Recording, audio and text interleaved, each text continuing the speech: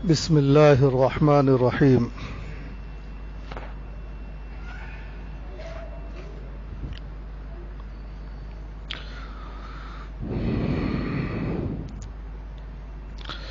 محترم حضرات، یہ اللہ کا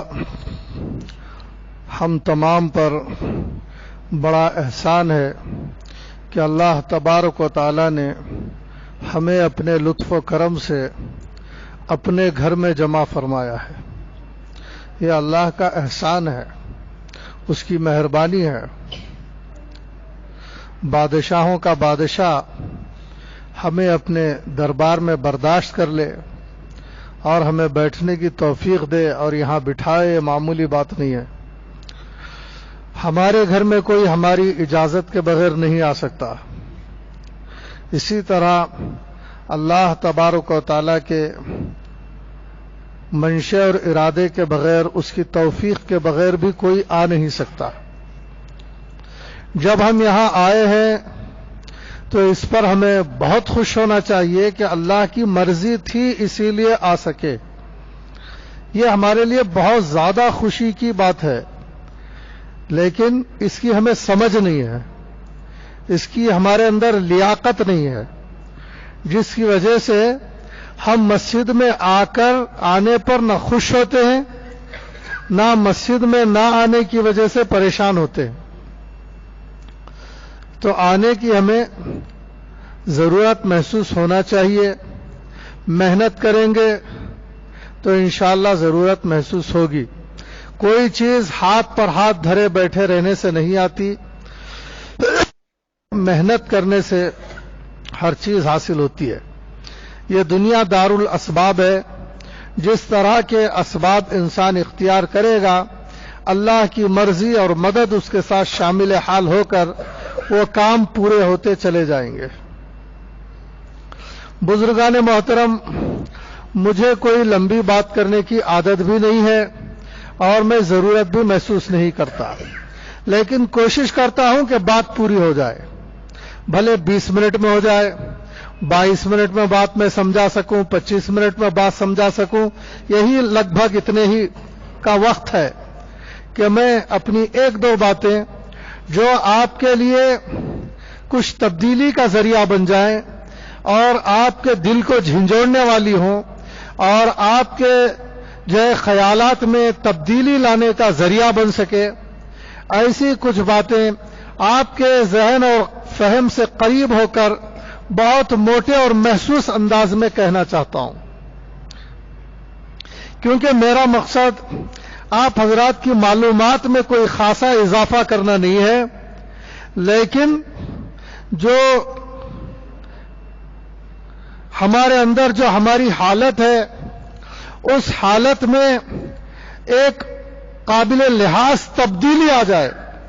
اور تبدیلی آنے کے لیے کیا بولنا چاہیے، کیا کہنا چاہیے، کیا کرنا چاہیے، اس کی ضرورت ہے. ہم یہاں کچھ سننے کے لیے جمع نہیں ہوئے. ہو سکتا ہے کہ کبھی آپ کو یہاں بٹھا لیا جائے اور کچھ نہ کہا جائے اور کہا جائے کہ میں بھی یہاں بیٹھا رہوں گا، آپ بھی یہاں بیٹھے رہیے.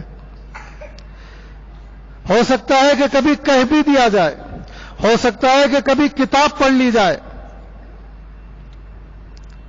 لیکن مقصد معلومات میں اضافے کا نہیں ہے کہ کوئی کتاب سمجھا دی جائے گی یا معلومات میں اضافہ کیا جائے گا، بلکہ اصل فکر اس بات کی ہے کہ ہماری جو صورتحال ہے، ہم جس انداز میں جی رہے ہیں، اس زندگی پر سنجیدگی کے ساتھ غور کر لیا جائے کہ اگر دنیا سے جانا ہوا تو پھر برزخ میں ہمارا کیا حال ہوگا. اگر آخری وقت آ گیا تو ہم کو کیا مومنانہ انداز میں لے جایا جائے گا یا مجرمانہ طور پر خدا کے پاس لے جایا جائے گا.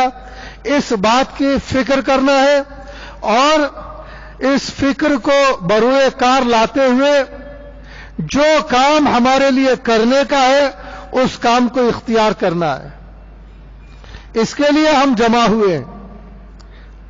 میں آپ حضرات سے صاف صاف کہنا چاہتا ہوں، مجھے یہ بتائیں کیا ہمارا انسانی جسم کھائے بغیر پیے بغیر کسی ایسی جگہ پر جہاں اسے کھانا نہ ملے پانی نہ ملے رہ سکتا ہے؟ اس کی بقا ممکن نہیں ہے.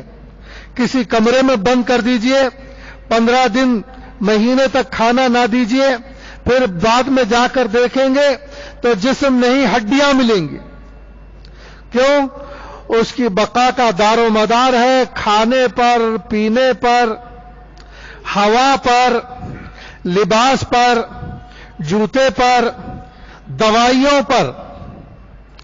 اسے اس کے جسم کے لیے غذائیں بھی چاہیے اور دوائیاں، بیمار پڑے تو دوائیاں بھی چاہیے.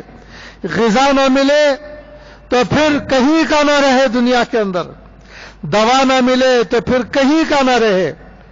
لیکن ان غذاؤں کا اور ان دواؤں کا انتظام ہمارے لیے سوچ سمجھ کر اس بات کا فیصلہ کیجئے ان چیزوں کا انتظام کس نے کیا ہمارے لیے؟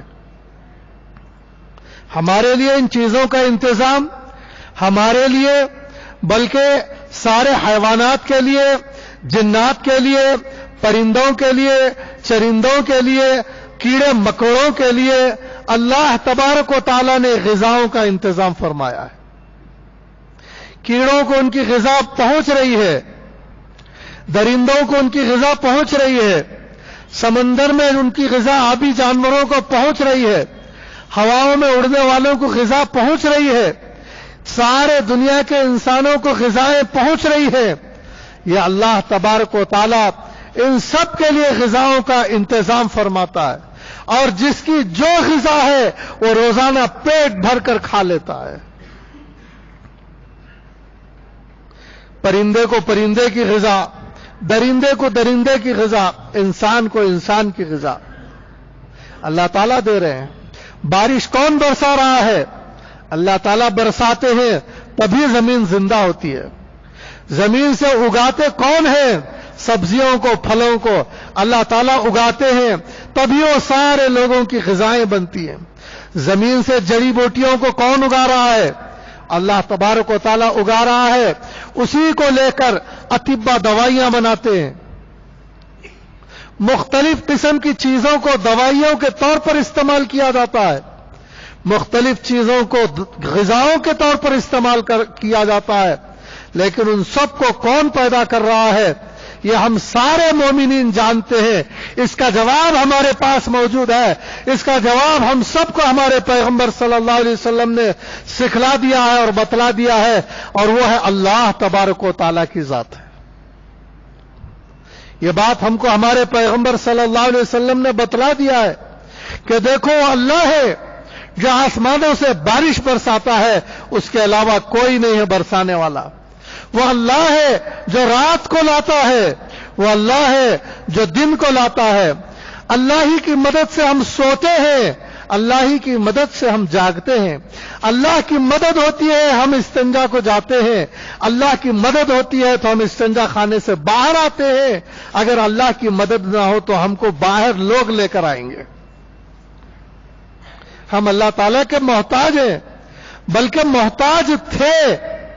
ہم اللہ کے محتاج تھے. سچائی بیان کرتا ہوں، جب ہم دنیا میں آئے تھے ہم لیٹے ہوئے تھے، بیٹھ نہیں سکتے تھے، نہ ہم کو کوئی بٹھا سکتا تھا. اللہ نے ہمارے اندر بیٹھنے کی صلاحیت پیدا کی تو بچہ بیٹھ سکا. ہم ٹھہر نہیں سکتے تھے، دنیا میں صرف بیٹھ کر کام نہیں چلتا، کھڑے ہوتا ہے، لیکن اللہ نے کھڑا کیا تھا. صرف کھڑے رہنے سے کام نہیں چلتا، چلنا اللہ نے سکھایا تھا تو بچہ چل پایا تھا. دانت اللہ نے نکلوائے تھے تو دانت نکلے تھے. اللہ نے اس کو بڑھا کے جسم کو تو وہ بچہ بڑھ گیا تھا اور جوان ہوا تھا. اگر اللہ اسے نہ بناتے تو نہ کرتا. یہ تمہیدی باتیں ہیں، یہ باتیں ہم سمجھ گئے اور سمجھ میں آ رہی ہیں. اور یہ بھی ہے کہ بیٹھنا ایک بہت بڑی نعمت ہے، بچے کا کھڑا ہونا ایک نعمت ہے، اللہ کی مدد ہے اور شکر کی بات ہے۔ بچہ جب چلتا ہے تو یہ خوشی کی بات ہے، ماں باپ دیکھ کر خوش ہوتے ہیں۔ جب جوان ہوتا ہے تو یہ بھی خوشی کی بات ہے، غذائیں ملتی ہیں تو یہ بھی خوشی کی بات ہے، پھل مل رہے ہیں، غذائیں مل رہی ہے، دوائیاں مل رہی ہیں، رہنے کے لیے عالی شان مکانات مل رہے ہیں، دوا ہے، گدے سواریاں مل رہے ہیں۔ یہ سب اللہ تعالیٰ کی نعمتیں ہیں جس سے انسان فائدہ ہے اور مگن رہتا ہے، خوش رہتا ہے۔ اگر یہ نہ ملے تو پریشان ہو جائے، اسے پہننے چپل نہ ملے، پاؤں کپڑے نہ ملے، بھوک ہے غذا نہ ملے، تھکن ہے بستر نہ ملے، جوانی ہے شادی نہ ہو، شادی ہو گئی ہے بچے نہ ہو، تو پھر آدمی کی پریشانی دیکھنے کے قابل ہوتی ہے۔ اسے معلوم ہے دعائیں کراتا پھرے گا، کہے گا کہ صحت کے لیے دعا کیجئے، کاروبار دعا کیجئے، اور اولاد کے لیے دعا کیجئے، اور فلاں مجبوری کے لیے دعا کیجئے، پانی کے لیے دعا کیجئے، یا گھر کے لیے فلاں پریشانی ہے دعا کیجئے، محلے دعا کیجئے، دعائیں کرائے گا۔ اب ایک بات یہ کہنا چاہتا ہوں جو اس محفل کا اصل عنوان ہے، وہ یہ ہے کہ ہم لوگ جو جانتے ہیں وہ یہی نعمتیں ہیں، ہم لوگ جو جانتے ہیں وہ یہی مصیبتیں ہیں جسے ہم جانتے ہیں۔ مصیبتوں کا میں نے تذکرہ کر دیا، دنیا میں کیسی کیسی مصیبتیں ہوتی ہیں۔ اللہ ہمیں ایسی بیماریوں سے، ایسے افلاس سے اور ایسی تندرستیوں سے بچائے۔ اور میں نے تذکرہ کر دیا کہ نعمتیں کیسی کیسی ہوتی ہیں، صحت نعمت، جوانی نعمت، دولت نعمت، دکانیں اور مکانات نعمت، بیوی نعمت، بچے نعمت، بستر نعمت۔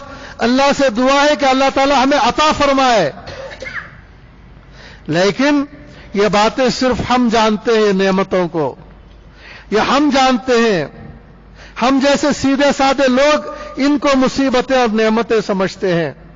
ارے ایک مصیبت ہوتی ہے حقیقی مصیبت جسے ہم نہیں جانتے، ایک ہوتی ہے حقیقی نعمت اور حقیقی راحت جسے ہم نہیں جانتے۔ اور وہ نعمتیں کیا ہیں؟ جن نعمتوں کا تذکرہ میں نے کیا ہے، ارے وہ تو جانوروں کو بھی حاصل ہیں۔ ہم سنتے ہیں، جانور بھی سنتا ہے، ہم جوان ہوتے ہیں، جانور بھی جوان ہوتا ہے، ہم کھاتے ہیں، جانور بھی کھاتا ہے، ہم پیتے ہیں، جانور بھی پی لیتے ہیں، ہم بچے کر لیتے ہیں، جانور بھی بچے کر لیتے ہیں، جانور بھی بل بنا لیتے ہیں، گھونسلہ بنا لیتے ہیں اور اپنا گھر بنا لیتے ہیں۔ اگر ہم بھی گھر بنا لیں تو کون سا کمال ہو گیا، اور اس پر خوش ہو رہے ہیں۔ یہ معمولی خوشیاں ہیں، بڑی خوشیوں کی ابھی ہمیں ہوا نہیں لگی ہے۔ ایک بڑی خوشیاں ہیں، اعلیٰ درجے کی خوشیاں ہیں، مانوی خوشیاں ہیں، اور خوشیوں کا نام ہے روحانی خوشیاں۔ اللہ تبارک و تعالی نے ہمیں جسم بھی فرمایا ہے اور ہمیں روح بھی عطا فرمایا ہے، ہمیں عقل بھی عطا فرمایا ہے، اور ویسے تو عقل جانوروں کو بھی عطا ہوئی ہے، کھانے کی عقل، اڑنے کی عقل، بچوں کو پالنے کی عقل، گھونسلہ بنانے کی عقل، بل بنانے کی عقل، مال لے جانے کی عقل۔ لیکن اللہ کی عبادت کے لیے اتنی عقل کافی نہیں تھی، زندگی گزار لینے کے لیے اتنی عقل کافی تھی، لیکن اللہ تبارک و تعالی نے ہمیں جو عقل عطا فرمائی ہے وہ اتنے اعلیٰ ہے کہ ہم صرف کھانے پینے اور ان چیزوں میں رہ کر زندگی گزار کر جائیں تو پھر آخرت کی طرف بے مقصد جائیں گے۔ اسی لیے ہماری پیدائش کا ایک مقصد ہے، اور وہ مقصد عبادت ہے۔ وَمَا خَلَقْتُ الْجِنَّ وَالْإِنسَ إِلَّا لِيَعْبُدُونَ۔ ساری مخلوق کو تو اللہ تعالی نے پیدا فرمایا اور ان کے لیے ہر طرح کے راحت اور آرام کا انتظام کیا، انسانوں کے لیے بھی اچھے اچھے انتظامات کیے، لیکن انسانوں کے ساتھ ایک مقصد لگایا اور ان کو ایک عظیم روح عطا فرمائی اور ان کو ایک عظیم دماغ عطا فرمایا اور ان کے اوپر شریعت مطہرہ کو، احکامات اسلامیہ کو فرض کیا اور ضروری قرار دیا۔ اور یہ بہت بات ہے، मुसीबत नहीं है, हमारी रूह की जरूरत। जैसे हमारे जिस्म की जरूरत खाना और पीना है, हमारी रूह की जरूरत अल्लाह की इताअत और फर्माबरदारी है। यह हमारी जरूरत है, इसी से हमारी तंदुरुस्ती है, इसी से हमारी राहत है, इसी से हमारी रूह की सेहत है, इसी से हमारी रूह की तरक्की है, और यह हमारी अहम तरीन जरूरत है।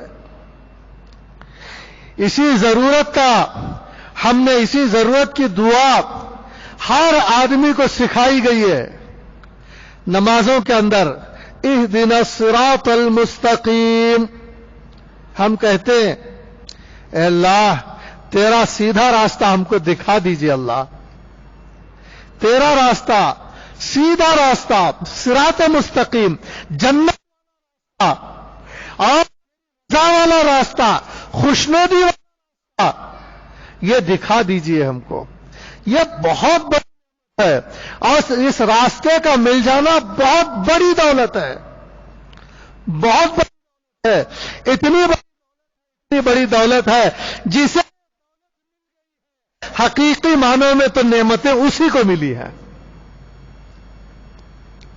वरना तो जो दुनियावी नेमतें हैं वो अबू जहल को भी मिली हैं। जो दुनियावी नेमतें थी ताज और तख्त, वो तो फिरौन को भी मिला था, उसमें तो वो भी हमारे साथ है। लेकिन असल नेमत जिसे हम रोजाना कई बार कहते हैं अल्लाह आपकी रजा का रास्ता, सीधा रास्ता, जन्नत वाला रास्ता, आपकी रजा तक पहुंचने वाला रास्ता, वो हमें दे दीजिए। वो रास्ता कौन सा रास्ता है? वो शिर्क से बचने का रास्ता है। जैसे हम शफाफ पानी पीते हैं, गंदा पानी नहीं पीते, अच्छे फल खाते हैं, सड़े हुए फल नहीं खाते, अच्छी ग़िज़ाएं खाते हैं, सड़ी ग़िज़ाएं नहीं खाते, और हलाल जानवर खाते हैं, कोई हराम और मुर्दार नहीं खाते, और अच्छे साफ कपड़े पहनते हैं, कोई गंदे और मैले बदबूदार कपड़े नहीं पहनते। इसी तरह हमको ये सिखाया गया है, और मोमिन ये दुआ करता है, ए अल्लाह जैसे तूने ज़ाहिरी नेमतें दिया है, ऐसी ही तू मुझे शिर्क से बचाना, तो मुझे तौहीद अता फरमाना। यह है हिदायत का रास्ता। मुझे कभी शिर्क का रास्ता ना देना, मुझे तौहीद का रास्ता देना, मुझे बिदअत देना, मुझे सुन्नत वाला रास्ता देना, मुझे नमाजों से गफलत रास्ता ना देना, मुझे नमाज का और मस्जिद का रास्ता अता फरमाना, मुझे रहने का रास्ता ना देना, मुझे जो है पाबंदी के साथ रोजे रहने का रास्ता देना, मुझे बखीली और कंजूसी का रास्ता ना बताना, मुझे सखावत और ज़कात को निकालने का रास्ता बताना, और मुझे हज से महरूम होने का रास्ता ना बताना, मुझे तो हज को जाने का रास्ता बताना, मुझे नेकियों की दावत देने का रास्ता बताना, और मुझे बुराइयों से रोकने का जो रास्ता है उसका रास्ता बताना, मुझे पड़ोसियों के साथ हुस्न सुलूक बताना, मुझे माँ बाप की फरमाबरदारी का रास्ता बताना, मुझे बच्चों पर शफकत का रास्ता बताना, और मुझे बीवी बच्चे रिश्तेदारों के साथ अपने शागिर्दों के साथ जो है शफकत और मेहरबानी का रास्ता बताना, हत्ता के जानवरों पर भी रहम करूं ऐसा मुझे रास्ता बताना, बेरहमी का मुझे रास्ता ना बताना। यह भी हमारी अहम तरीन जरूरत है। यह हम रोजाना मानते, यह हमें चाहिए। इसके बगैर हमारी आखिरत की जिंदगी की सलामती कुछ नहीं, क्योंकि हम यहां पर हैं तो हमें चंद दिन रहने के बाद आखिरत की तरफ जाना है, रोज़े जज़ा आना है। मालिकी यौमिद्दीन हम पढ़ते हैं रोजाना कि अल्लाह तबारक व तआला रोज़े जज़ा का मालिक है, क़यामत का दिन है और रोज़े जज़ा का मालिक है। यानी दुनिया में किसी को किसी के शिर्क की, बिदात की, नमाज छोड़ने की, रोजा छोड़ने की, ज़कात ना देने की, हज ना करने की, बुराइयां करने की दुनिया में सजा नहीं मिलती। और इसी तरह नेकी करने की जजा भी दुनिया में नहीं मिलती। बाज़ लोग बोलते हैं इतना नमाज पढ़ता हूं मैं, क्या मिला मुझे? بلکہ بعض لوگ توحید پر چلنے والے، نمازیں پڑھنے والے، روزے رکھنے والے عام طور پر مصیبت میں نظر آتے ہیں، غریب نظر آتے ہیں، بیمار نظر آتے ہیں، اور روزہ چھوڑنے والے، نمازیں چھوڑنے والے، زکوٰۃ نہ دینے والے صحت مند اور مالدار اور اچھلتے کودتے نظر آتے ہیں۔ یہاں وہ مسئلہ حل ہو گیا، مالک یوم الدین یہ دار العمل ہے، دار الجزا نہیں ہے، عمل کرنے کی جگہ ہے، جو چاہے عمل کرے، لیکن جو برائیوں کو عمل کر رہا ہے، برے کام کر رہا ہے، وہ اپنی قسمت آخرت کی قسمت کو، وہ اپنی قسمت کو تباہ کر رہا ہے۔ عارضی زندگی تو سنور گئی لیکن حقیقی زندگی تباہ ہو رہی ہے، اور اس وجہ سے گرفتار ہے کہ کیونکہ اس کی سزا دنیا میں نہیں ہے۔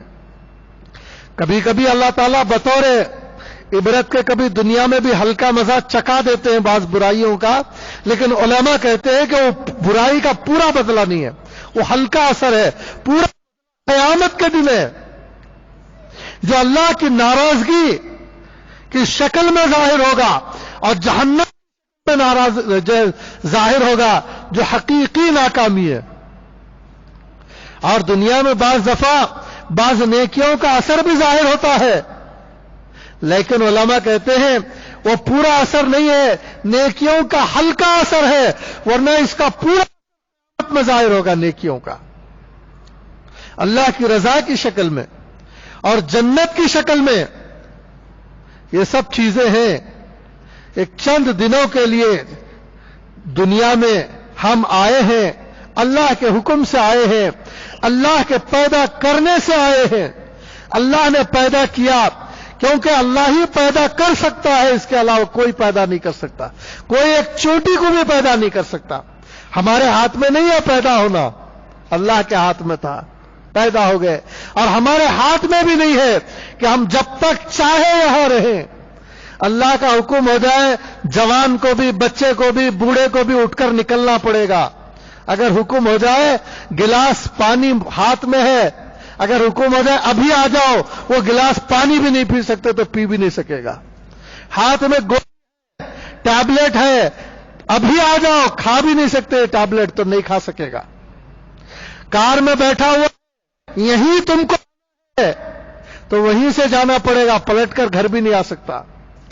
اتنی محتاجی اور مجبوری کی زندگی ہے، ہم محتاج ہیں اللہ تبارک و تعالیٰ کے، ماضی میں بھی تھے، اب بھی وہی کھلا رہا ہے، اس کی ہمیں ضرورت ہے، اور آخرت میں بھی اللہ ہی کے ہم محتاج ہیں۔ قیامت کے دن وہ ایسا دن ہے کہ ہماری نیکیاں ہی ہم کو کام آئیں گی اور کوئی چیز کام نہیں آئے گی۔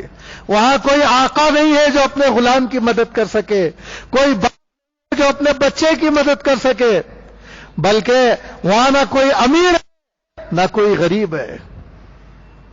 ایسا نہیں ہے کہ ارے تو غریب ہے، ارے میں یہاں مالدار ہوں، مالداری یہیں چھوڑ کر وہ چلا گیا اور غریبی کا ٹھپا یہیں چھوڑ کر وہ چلا گیا۔ آقا بھی اپنی آقائیت کو دنیا میں چھوڑ کر چلا گیا، اور غریب بھی اپنی نوکر بھی یہاں کی اپنی ساری چیزیں چھوڑ کر چلا گیا۔ اب وہاں ہے تو اعمال کی بنیاد پر ہے، جس کے پاس اعمال ہے، جس کے پاس توحید ہے اور جس کے پاس اعمال ہے، وہ وہاں آقا کی طرح ہے، وہ وہاں بادشاہوں کی طرح ہے، وہ وہاں راحت مندوں کی طرح ہے۔ یہ سب چیزیں ہیں اور ہمیں یہ چیزیں اختیار کرنی ہیں۔ برائیوں کو اپنے اندر سے دور کرنے کی ہمیں شدید ترین ضرورت ہے، اس کی ہمیں ضرورت ہے۔ اگر یہ چیزیں ہمیں حاصل نہیں ہیں، ایسی چیز ہمیں ہمارے ساتھ جڑی ہوئی ہے جو آخرت میں ہم کو عذاب دلا سکتی ہے، تو ہمیں رونے کا مقام ہے۔ پھر تو ہمیں تسلی سے کھانا نہیں کھانا چاہیے۔ اگر کوئی تسلی سے کھانا کھا رہا ہے، گناہ ہے، اس کے آنکھوں سے گناہ لگا ہوا ہے، اس کے آنکھوں میں سختی ہے، گناہ کرتا ہے سختی کی وجہ سے، کانوں میں سختی آ گئی ہے، اس کی وجہ سے گناہ کرتا ہے، زبان میں سختی آ گئی ہے، گناہ کرتا ہے، دل میں سختی آ گئی ہے، اسی لیے حسد کرتا ہے، ریاکاری کرتا ہے، دماغ میں سختی آ چکی ہے، لطافت ختم ہو گئی، اسی لیے گندے گندے خیالات لاتا ہے، تو اسے چین سے کھانے کا حق نہیں ہے اگر اسے واقعتاً وہ اسے آخرت کی فکر ہے تو اسے اپنی یہ چیزیں دور کرنے کی فکر کرنا چاہیے. کیسے مجھ سے آنکھوں سے گناہ دور ہوں گے, کیسے کانوں سے گناہ دور ہوں گے, دماغ سے گندے خیالات دور ہوں گے, زبان سے گندی حرکات جو ہے دور ہوں گی. کہ تبارک و تعالیٰ جو ہم مانگ رہے ہیں نا, اہدنا الصراط المستقیم, آپ کا وہ سیدھا راستہ مجھے دکھا دیجئے, مجھے عطا فرما دیجئے, دے دیجئے. جیسے ہم مانگتے ہیں اللہ بارش دے دیجئے تاکہ ہماری زمین جو ہے تازہ زندہ ہو جائے, ہمارا کام بن جائے. اللہ تعالیٰ برساتے ہیں. تو اسی طرح ہم مانگتے ہیں کہ اللہ ہمیں ہدایت دے دیجئے. اللہ تبارک و تعالیٰ کو اس ہدایت کا نزول ہمارے قلوب پر کرنا ہے, اور وہ ہدایت آنکھوں کے ذریعے اللہ تعالیٰ بھیجیں گے. ہدایت کی بارش کو کبھی کھول ہدایت لے لے, کان کھول ہدایت لے لے, زبان کے ذریعے سے ہدایت داخل ہونے والی ہے, سر کے راستے سے ہدایت داخل ہونے والی ہے. اور ہم نے وہاں سختی پیدا کر لی ہے. زمین سخت ہے, ارے زمین کو ہموار کر لے, بارش آئے گی تو سبز. اسی طرح اگر ہم گناہ بٹھائے رکھے ہیں, گندگی بٹھائے رکھے ہیں, کانوں میں سختی جمائے رکھے ہیں, اہدنا الصراط المستقیم, ہدایت کی روشنی اندر آنا چاہے گی دروازہ بند ہے. ہدایت کی روشنی اندر آنا چاہے گی, یہاں سے دروازہ بند ہے. اور ہدایت کی روشنی داخل ہونا چاہتی ہے ہمارے منہ کے اندر, دروازہ بند ہے. یہاں سے آنا چاہتی ہے, دروازہ بند ہے. ان سارے راستوں سے جائے گی دل کی طرف اور جمع ہو جائے گی. اس کے بعد انسان پوری طرح برائیوں سے جھجک جائے گا, پوری طرح.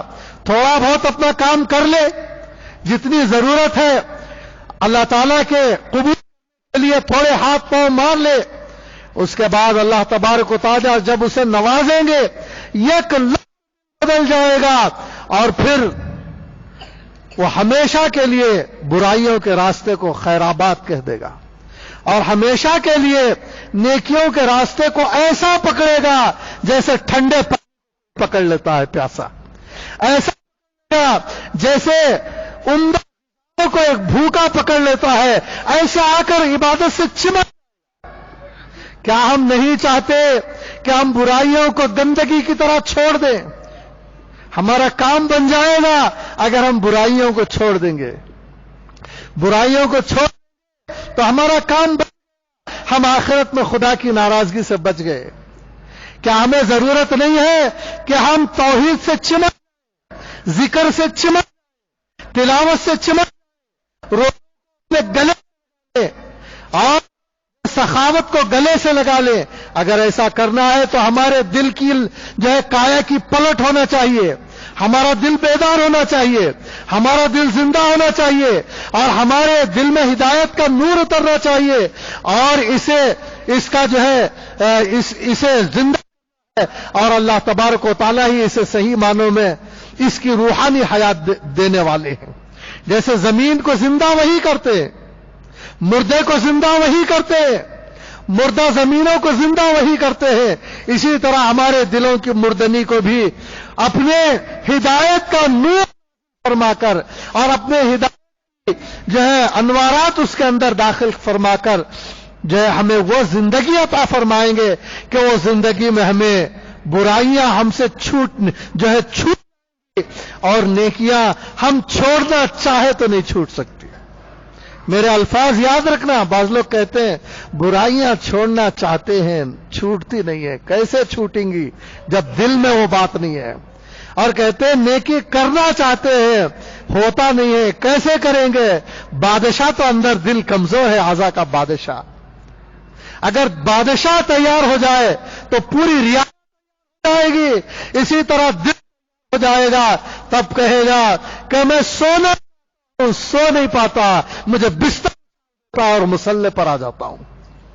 جب یہ کہے گا اگر میں چھوڑنا تو میں مر جاؤں گا نماز کے بغیر, یہ کہے گا جیسے پانی تڑپے گا نہیں تو مر جاؤں گا, اگر نماز نہیں ملی تو بس میرا تو جینا مشکل ہے.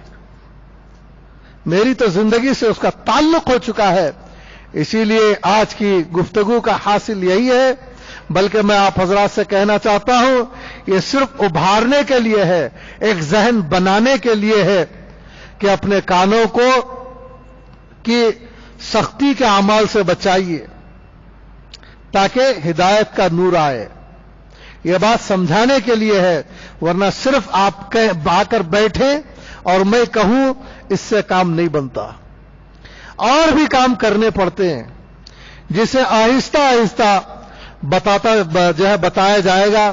مہینے میں ایک مرتبہ یہاں آنا ہوگا انشاءاللہ. ابتدا کی یہ باتیں ہیں, ہمیں یہ بتایا جائے گا. الگ الگ طور پر بتانے کی کوشش کروں گا کہ کیا کیا چیزیں چھوڑنا چاہیے, کان سے کیا چھوڑ دینا چاہیے, آنکھوں سے کیا چھوڑ دینا چاہیے, دماغ سے کیا چھوڑ دینا چاہیے, زبان سے کیا کیا نکال دینا چاہیے, اور وہاں کیا کیا بٹھانا چاہیے تاکہ وہ اللہ کے فیصلے جلدی اتر جائیں اور آدمی کی زندگی اس سے پہلے کہ موت کا فرشتہ پیغام لے کر آ جائے. جب موت کا فرشتہ اس کا پیغام لے کر آ جائے تو پھر اس کی قدر ہونی چاہیے.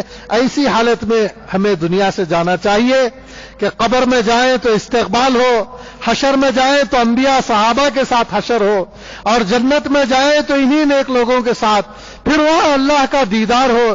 اس کی ہمیں تیاری کرنا ہے. بالفاظ دیگر ہم مہینے میں ایک مرتبہ اس لیے جمع ہونا چاہتے ہیں, اس لیے نہیں کہ ہم کو صحت مل جائے گی, پانی دم کر کے دے دیجئے صحت ہو جائے. حالانکہ دم کر کے دیں گے تو صحت بھی ہو جائے گی, لیکن مقصد نہیں. دعا کر دیجئے کہ دکان چل جائے, دعا کریں گے تو دکان بھی چل جائے گی, لیکن ہمارا یہاں آنے کا مقصد نہیں, بلکہ ہمارا یہاں آنے کا مقصد یہ ہے کہ جو ہے مرنے کا سلیقہ آ جائے. جیسا اللہ ہم کو دنیا سے آتا ہوا دیکھنا چاہتے ہیں ویسا آنا جو ہے آ جائے. اس کے لیے دیکھیے آپ کیا دعا پڑھتے ہیں, دیکھیے پڑھیے. اس کے لیے کون سی آیتیں پڑھتے ہیں, پڑھیے. اس کے لیے کیا کہنا چاہتے ہیں, کہیے. اس کے لیے کیا چیزوں سے ہم کو روکنا چاہتے ہیں, روکیے. کن چیزوں میں لگانا چاہتے ہیں, لگائیے. ہمارا مقصد یہاں آنے کا یہ ہے کہ ہم باعزت سے دنیا سے جائیں, ایسے عزت کے طریقے سے جیسا کہ ہمارے نبی صلی اللہ علیہ وسلم نے تعلیم دی ہے کہ ایسا آ کر ملنا. اللہ کی جو مرضی ہے ایسا مرنے کی تیاری کرنے کے لیے ہم آئے ہیں. کوئی پوچھے تو بول دینا یہاں کیوں بیٹھ رہے ہیں, جا کر کیا ملے گا تم کو, لڈو پیڑے ملیں گے کیا, جینے کا سامان بٹ رہا ہے کیا؟ نہیں, جینے کا سامان نہیں بٹ رہا ہے, مرنے کا سامان بٹ رہا ہے. خوش قسمت لوگ کیسا مرتے ہیں, دنیا سے جاتے ہیں. ایک اللہ کا بندہ کیسا دنیا سے جاتا ہے, وہ جانے کا سلیقہ اور طریقہ سیکھنے کے لیے ہم جا رہے ہیں. یہ مقصد ہے, اور کوئی مقصد نہیں ہے. میرا مقصد بھی اور کوئی نہیں ہے, آپ کا مقصد بھی کوئی اور نہیں ہے. نہ کھانا مقصود ہے, نہ پینا مقصود ہے, نہ کوئی دنیا کی دولت مجھے آپ کو دینی ہے, نہ تو آپ سے کچھ مجھے حاصل کرنا ہے, نہ میں ایسی چیزوں سے راضی ہونے والا ہوں. کیونکہ یہ تو اتنا بڑا مجمع ہے بھائیوں, میں تو دو آدمی کے مجمع میں بولتا ہوں. میں تو جھوپڑی میں بھی بولنے تیار ہوں, میں بس میں بھی تقریر کرنے کے لیے تیار ہوں, میں سڑک پر بھی تقریر کرنے کے لیے تیار ہوں, کسی دکان والے کو بھی تقریر کرنے کے لیے تیار ہوں, کسی گھر میں بھی تقریر کرنے کے لیے تیار ہوں. جو اچھی طرح مرنا چاہتا ہے وہی میں کرنا چاہتا ہوں. میں مائک کے بغیر بھی بولنا چاہتا ہوں, اور ایک کرسی کے بغیر بھی بول سکتا ہوں, کار سے آ کر بھی بول سکتا ہوں, بس سے آ کر بھی بول سکتا ہوں, پیدل آ کر بھی بول سکتا ہوں. اور جیسا چاہے, بس سننے والا طالب چاہیے, سننے والا کچھ محنت کا ارادہ رکھنے والا چاہیے, سننے والا کچھ محنت کا جذبہ اس کے اندر ہو, سننے والا اپنے سینے میں دل رکھتا ہو, سینے میں پتھر نہ رکھتا ہو, سننے والا گفتگو کو اہمیت دیتا ہو. ایسا نہیں کہ نظر انداز کر دیتا ہو. اگر نظر انداز کر دیتا ہے تو بھائیوں مجھے تو بس خاموش رہنا تو بس یوں سمجھیے کہ میری خوشی کا سامان ہے. تنہا رہنا تو یوں سمجھیے کہ میری لیکن میں اپنی تنہائی کو چھوڑ کر, اپنی جو ہے خاموشی کو توڑ کر آپ کے درمیان آیا ہوں اس وجہ سے کہ یہاں کچھ نوجوان حقیقی نوجوان بن جائیں گے، دینی نوجوان بن جائیں گے. یہاں کچھ بوڑھے اپنے بڑھاپے پر رحم فرماتے ہوئے حقیقی معنوں پر بزرگی کو اختیار کریں گے.